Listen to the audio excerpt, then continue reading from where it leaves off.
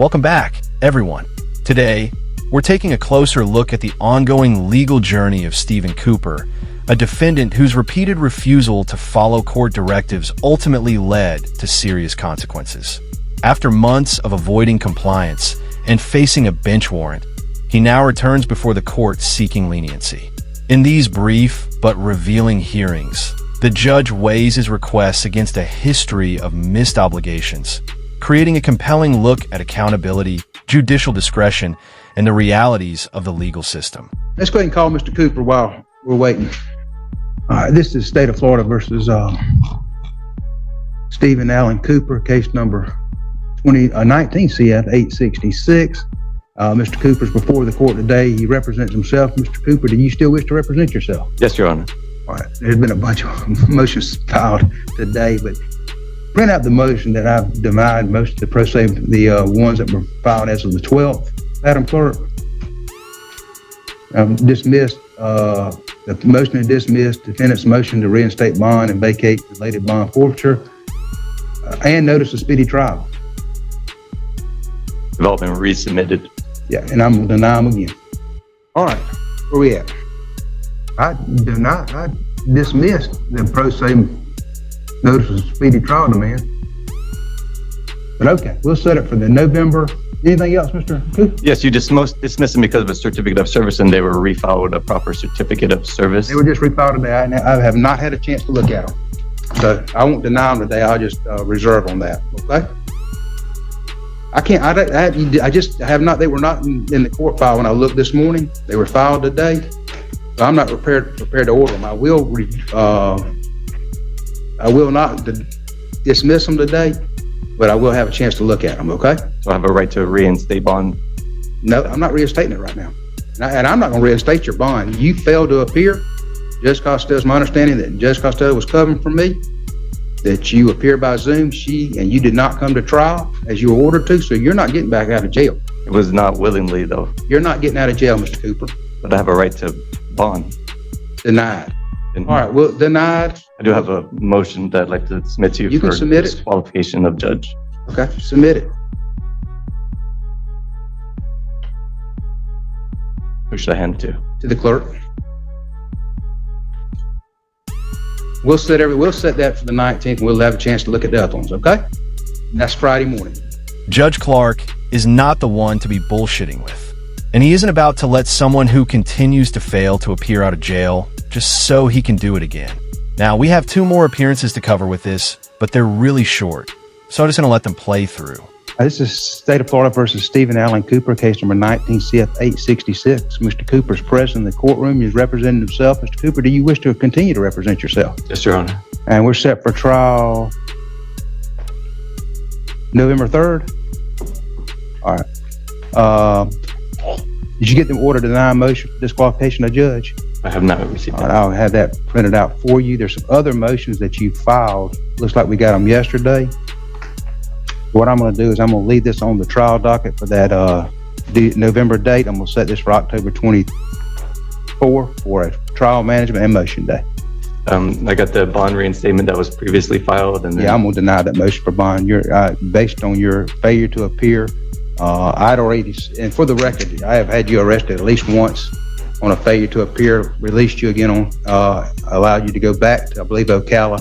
On the morning of trial, after you filed a demand for speedy, you failed to appear, and Judge Costello revoked your bond at that time, had a capias, and then we had to, I think the capias was outstanding for a while. So my motion is denied. I'm prepared to make arguments in regard to that. Well, I'm not prepared to listen to them. I'm ruling on your motion. Okay? What I can rule on a motion without hearing argument, and that's what I'm doing today. Anything else? Any of the other motions? I'm gonna hear everything on the 24th, because you just filed a bunch yesterday on the 16th, and we got them in the court file. So I'll hear everything the 24th. That will conclude today's hearing. Mr. Cooper, we'll see you then. Mr. Cooper, you're here today on your trial management. I believe you're set for trial November 3rd at 8:30. You're representing yourself. Do you wish to have an attorney appointed to represent you, or talk any more about that? No. Okay. All right. Where are we at? I believe it's the motions, and I have my motion to reinstate bond. And that'll be denied. All the motions filed on the 14th that you postponed 30 days until this date, and none of them have been responded to. Filed a traverse, responding to his multiple motions to dismiss, the motion for discharge, and the motion to quash the information. All right. Actually, a motion to disqualify the judge was filed as well. I believe you got that. I think I've ruled on that, hadn't I? I believe you got another one. Yeah. All right, I'll get you an order of that next week. We'll leave it on the docket for November 3rd. See you then. Are you going to give me the traverse? 'Cause I haven't received anything. Yeah, if you don't have it, the state has this already been filed, so if you want to give it to him, or the clerk's office can give it to him. Let's just hope he didn't eat those orders in an effort to keep his stomach full of all that tasty printer ink. Now, he had a trial on November 3rd, which wasn't streamed to YouTube, so I don't have that one for you. But I think it's safe to assume that if they found him guilty, and they probably did, that he is still in jail serving his time for the crimes that he committed. Now, we head to Judge Meyer's courtroom. Well, we have a type of sovereign citizen known as an American state national going head-to-head with a judge who is clearly informed of their degenerate and nonsensical arguments. Now, the audio on this one wasn't great, so I did the best I could to clean it up for you so that you can enjoy. Well, the first matter, Amos Canzoni, come on up and have a seat if you would. Go ahead and have a seat, sure. There's no contract. You and I have no contract. We resolve it in this way. It's a civil infraction, which means the city has the obligation of going first. Go ahead and have a seat and speak into the, if you're more comfortable standing. No, this isn't the time for questions. This isn't the time for questions. What we do here, this is not, we do it in a certain order. The first thing we do is, as you were cited for 2 infractions, is as I read what the officer said, until there's nothing before me, until we have the officer's statement. Once we have the officer's statement, then you can present whatever argument you want. That's the time you make your argument. So what is it about today? Pardon? What are you planning on doing today? Well, you're defending yourself against the issuance of 2 infractions. No, I'm not the defendant. Well, would you agree with me? you're whatever you want to call yourself, a defendant, a respondent. You're the person who was issued the citations. That's the problem. That's not the defendant. I've read the argument. You're not raising it at the right time. Raise the argument after I've read the officer's statement into the record. I have actually contested that statement on the return service that you received in the file. Okay. Statement is not accurate. If it's not accurate, now is not the time. We don't have the statement yet. I need to read the statement. On January 2nd, 2025, at approximately 1600 hours, while on patrol within the city limits of Yelm in a marked patrol vehicle, when I observed a silver Buick traveling east on Mossman Avenue with Washington registration ACA 8168. The registration showed expired as of 11/24. I conducted a traffic stop using my emergency lights. The driver was identified as Amos Canzoni by his Washington State driver's license. Amos first gave me a random card stating he was an American citizen and did not need a driver's license.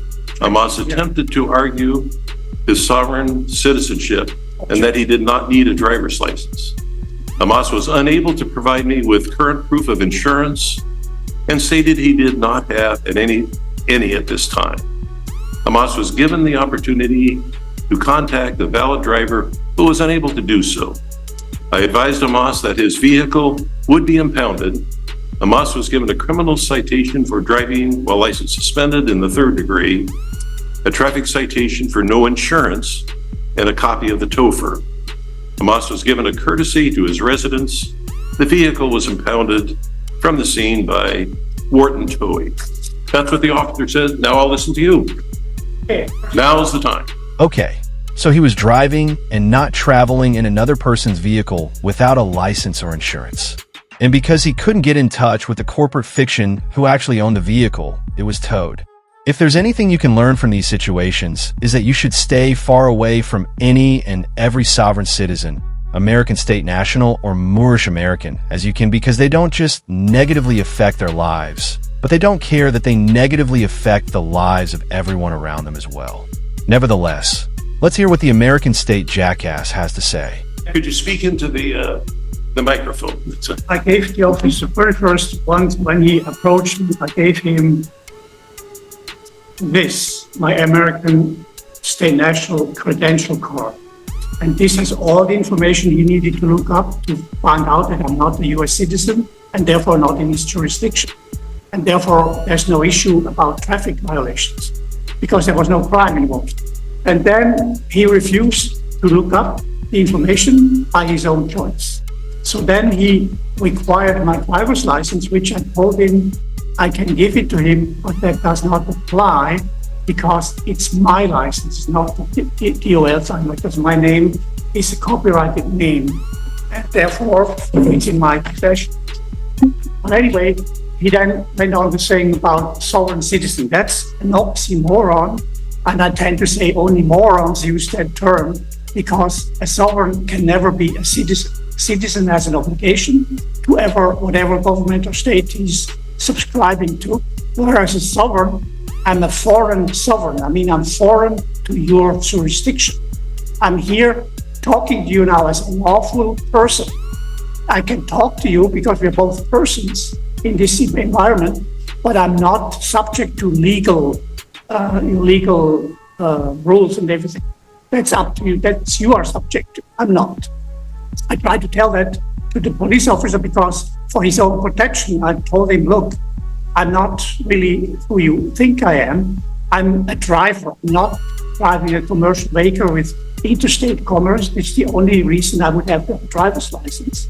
So that's why I gave him the credential card first so he could correct his mistake. He refused to do so, and they ran me through the mill, and you know what the mill was doing afterwards.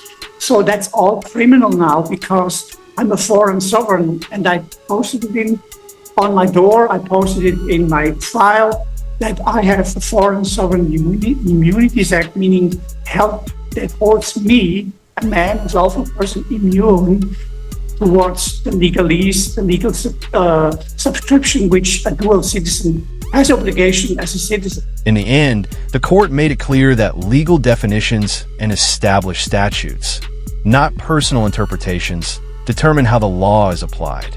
The Foreign Sovereign Immunities Act was never designed to exempt private individuals from traffic laws, and the defendant's arguments failed to change that reality. As the hearing concluded, the gap between legal fact and sovereign citizen theory became impossible to ignore, bringing another unusual courtroom encounter to a predictable outcome. I do not have those obligations. And I try to tell you that too in my paperwork as a meeting. And so you don't have a claim. You have to actually prove jurisdiction over me 1 year.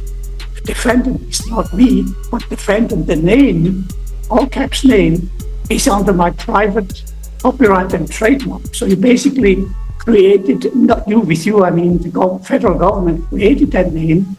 And I'm asking you, do you agree that the name represents a usufruct derivative?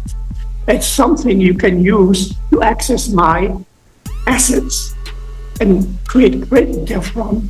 And then without my consent or knowledge, you can then create monetary incentives for yourself and for the court and everything. But the credit and the asset still belongs to me. So the conundrum I have with you now is, you are the ones who would have to pay the fine on that violation because it doesn't concern me. It concerns a usufruct derivative, which I still don't have any control over, even though it's in my copyright and trademark. That's the whole conundrum I have with the court and with the federal government itself. You trespass upon me, you basically transform me into a defendant, all caps defendant, which I am not, and I have proven that I'm not. And yet you still try to link me to that case with that defendant, and I would claim that the government is responsible to offset all these fines or whatever you want to create under that name and hold me harmless because I have nothing to do with it. So that's in a nutshell the situation. But I would also say you have to prove jurisdiction first before you have a case. And you haven't done that so far. Nobody has rebutted my documents I filed into the court case. That means in your own rules, it's admitted truth because it has not been rebutted. It's fact and truth. And then you would technically have to honor these facts and truth. But by continuing with the charade, you do not. And you do not recognize that you're basically now in criminal contempt of the law because do I have to spell it out? As of January 1st, 2025, poof, this court has disappeared. The municipal government has been liquefied with a Chapter 7 bankruptcy, which has been finalized January 1st. And now, basically, you don't even exist anymore. Or if you do exist, you would have to be on Washington, D.C. ground because you're not having any rights to be on land and soil. This type of argument is what sets the American state nationals apart from your typical sovereign citizens. Now, don't get me wrong, there's still sovereign citizens just with a little bit more paint thinner in their nostrils. Now, that's something that's in general, that has nothing to do with this court specifically. It's just a general thought that has been put on the people of this country. Now, I have another document here. I would like to post it. I have it already filed in the docket, but it shows the residents of this country. Residents in all caps. And we all know a resident is only a temporary living in this country or in the state. There's not a single American in the census of 330 million people. Now, my question to you is, why do you insist on treat us like sovereign citizens, which is an oxymoron, rather than recognize our status? Because in Thurston County, there's maybe 2,000 of us, if it comes to a high number. Everybody else can be treated as a dual U.S. citizens, which gives you all the rights you have, but not against me. So that's your problem now, because I have documented everything in the file. So basically, I made a counterclaim. I nullified your claims, including the fines, including whatever you want to bring up, including the statements of the police officer. They've all been voided out by me responding, return service response. And that also would also be appearance in court, by the way. So he never not appeared in court. I just give you the courtesy. Well, it's basically not a courtesy, it's under arrest. I come here to make sure I inform you of the situation you're basically maneuvering yourself into by not recognizing who I am as a foreign sovereign, because I'm outside of your jurisdiction period. So that's why you don't really have a case. And it would be wise if you would allow the prosecutor to file a notice of dismissal or cancellation of the case, because it won't have any jurisdiction. And I have proven that on the record. You have proved nothing on the record other than that you've been brainwashed and scammed by someone on the internet who valued your money more than your freedom. And the judge is going to eventually identify who this person is. And that's my... You showed me the paper that you showed. I could not see that from your computer. Okay, I give it to you here. This is what's not in the document. And then also, in order for me to be protected, we also have a private indemnity bond. In case I would be involved in a crime or in some property damage, that indemnifies me. I don't need a bond like you guys do. I just need an indemnity bond. So that means if something happens that causes a lot of financial problems, that indemnity bond would be able to connect for the problem. So that's the document. And you can see there's two barcodes on there, or whatever they call it. You can access my documents like the police officer could have easily gone, scan those two barcodes and get into the file. And then all the files are in there accessible, the same ones I put into the court case now. So basically, there was no reason for the officer to do anything else except, oh, excuse me, I made a mistake, have a good day. That would be his proper response to me as identifying me as a foreign sovereign. And he did not do that, and the court did not do that, and I don't go into details right now, but it has been a lot of hassle against me, who is not even involved in this relationship. That's the problem I have with you now, that you don't recognize that I'm really not part of this court proceeding. Well, unfortunately for you, no court other than your sovereign courts recognize the land of lollipop sir jurisdiction. So, if you want to continue living in America, you might want to start following the laws of America. So you're entitled to call yourself anything you want to. I believe under the law, you're entitled to use any name you want as long as you're not doing that to defraud anybody. Now, it's not of any interest to me whether you call yourself first name, last name, first name, comma, uppercase, lowercase. It's the person that's sitting in front of me. But they take it, it's my turn. Okay. But you're arguing that you're basically exempt from, you're exempt from the rules that would apply to the citizens of this country. The problem is you may be, may not be call yourself a citizen of this country, but when you're using the roadway, you're subject to the rules of the roadway, no matter what you call yourself, a foreign citizen, a sovereign, it doesn't matter. Is this person using the roadway? When you do that, there are certain requirements that apply to the people using the roadway. And that if you were, then the officer says you're within the city of Yelm on a road, on Mossman Avenue, and take judicial notice of that, that's a certified road. You are subject to those obligations.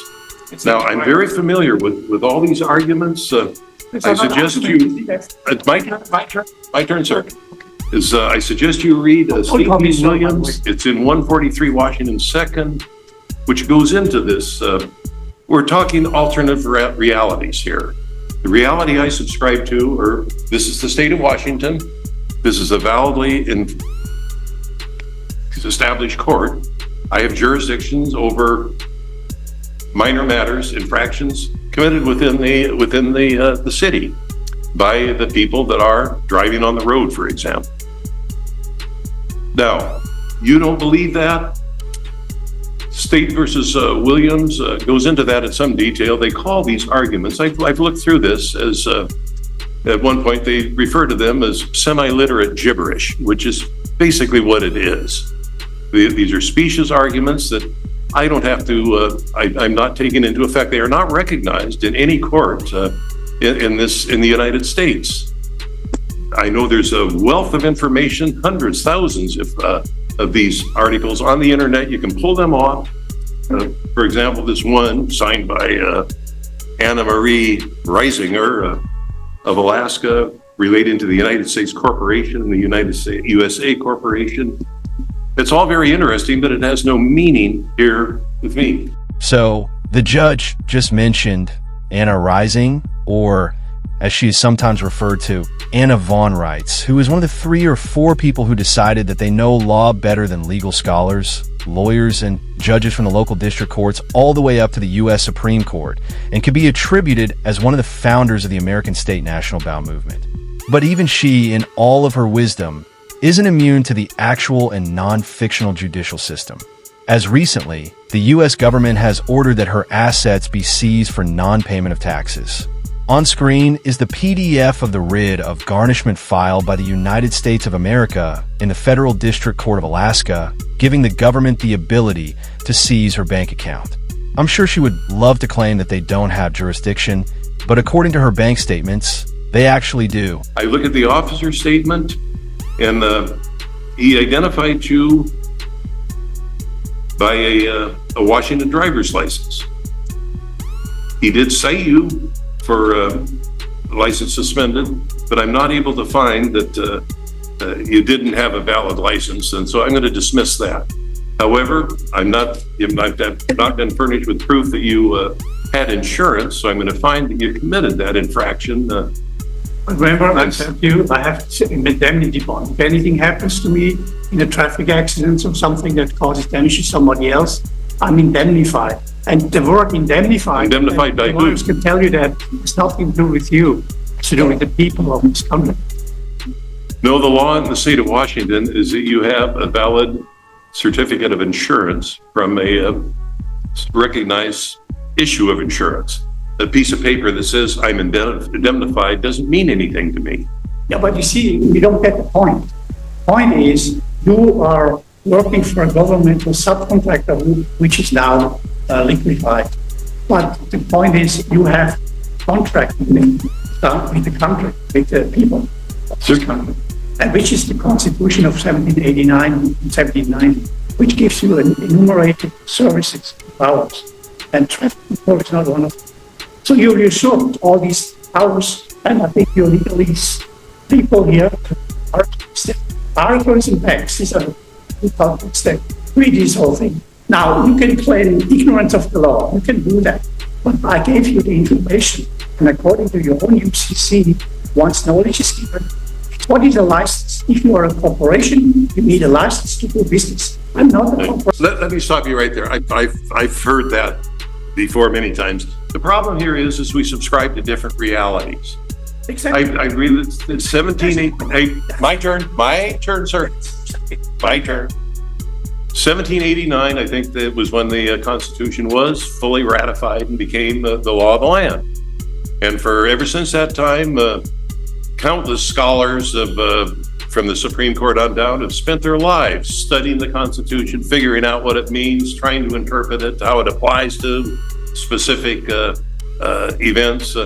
One of the issues is back then, your way of getting around was horse and carriage. There wasn't any such thing as an automobile. Now, that went on for a long, long time. Only the last few years, comparatively, this alternate way of looking at the Constitution rose up.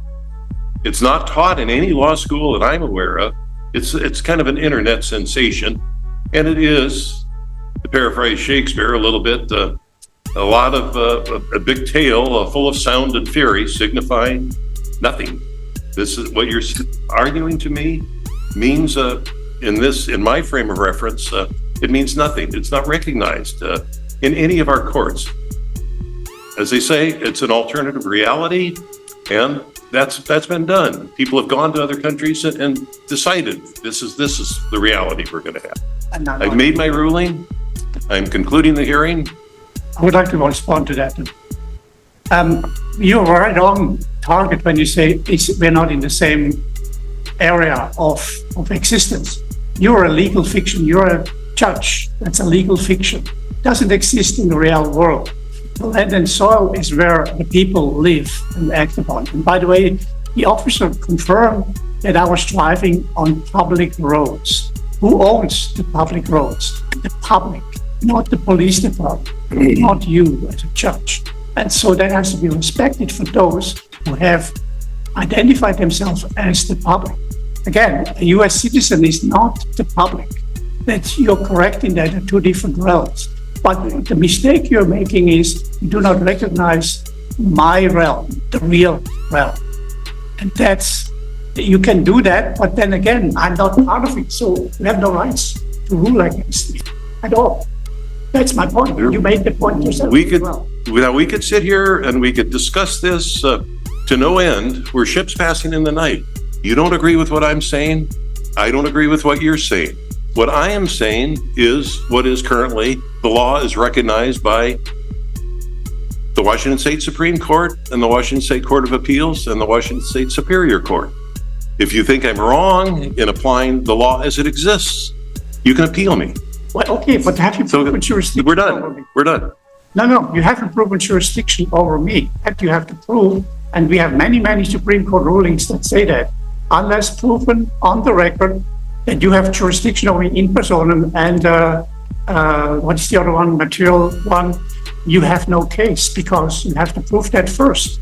And that is the clue for you to actually do it or dismiss the case. One of the two.